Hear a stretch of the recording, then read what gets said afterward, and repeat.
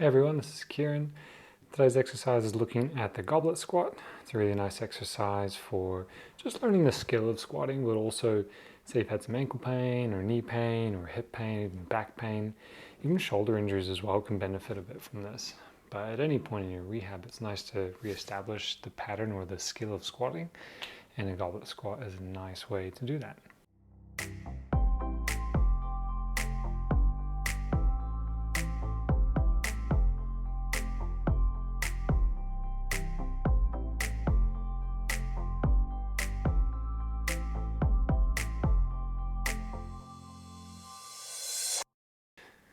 You've got a couple different options when it comes to goblet squats. The idea really is just that you're holding a weight in front of you. I think the goblet name really came from holding things like dumbbells in this kind of position, so like looking like a goblet.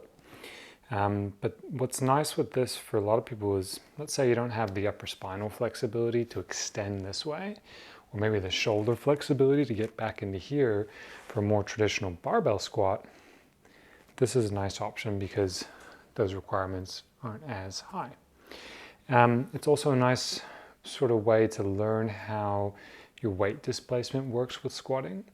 So for a lot of people, their ability to squat, and I've done this in some of the other videos, which I can link to up here. I think off the top of my head, I'll have to look through my channel a bit, but I'll put some up here just so you can kind of have a look. But this idea that if I'm squatting, right, it's really about maintaining my balance as I go up and down. And the balance challenge is falling backwards or forwards. So if I go down, for example, like this, and I get to a point, I'm okay, I need to go deeper. I can't right now, I feel a block.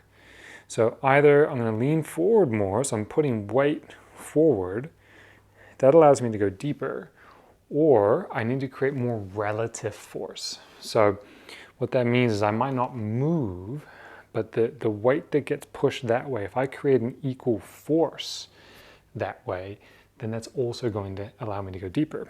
And so that might look like bracing my abdominals. It's a flexion thing pulling me forward, and then I can go deeper. So you can actively create these things yourself, or you can use a weight to passively do it for you. So it's like, okay, I go down, I get stuck, I hold onto the 6 kilo kettlebell, and I can go down, then I have an idea that I need to create 6 kilos of force in that direction in the future. So you can take this a couple ways. One is that you could increase this weight over time, and that's going to be a nice weight to challenge the back of your muscle, your shoulders, and some quad development. It's a squat in general, so you're just developing a squat. But then if you want to learn ways of squatting, you can also reduce the weight. And sorry, it's been a long day, guys. By that point, you're starting to sort of learn the ability to manage the squat yourself and not needing that assistance here. And then you can start loading it up in various ways, right? You could be doing a barbell back squat, you could be doing a barbell front squat. On your back, it could be high or low. There's all these different sort of variations. Or you could sort of get into upper ranges of, let's say, 50% of your body weight for goblet squats. That's always a nice goal.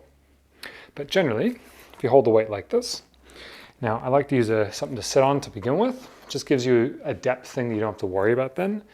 So if I go down and back up, now there's a lot of discussion around positioning with legs. Honestly, just find what's comfortable for you. At these kind of weights, it's not as important. A wider stance versus a more narrow stance might be limited just by your hip structure or your ankle flexibility or your current abilities, and maybe you want to improve one of those types, and over time you can do that, but currently you can only do one of the types. But ultimately, find something that's repeatable, comfortable. From the side here, I've gone sort of, I don't know, shoulder width-ish, maybe just past, and I'm going to sit down. And what you'll see now is I don't have to do that forward lean. So this is falling back, right? So if I drop that weight forward, that's going to counteract that. Or if I equally create that force, and I'm doing it through the front of my shin and my tummy, and that's pulling me forward, and then I can start getting into these kind of positions like this. So really nice exercise. Like I said, the idea generally is to learn how to squat. You can take it heavy, but I do recommend like a seat just to limit the depth a bit and then you can focus on lowering that depth over time to whatever's interesting for you. If you like this video, then please hit like below. Otherwise, to check out more of our content in the future, you can subscribe to our channel by clicking our logo over here. And to check out our latest video, click up here.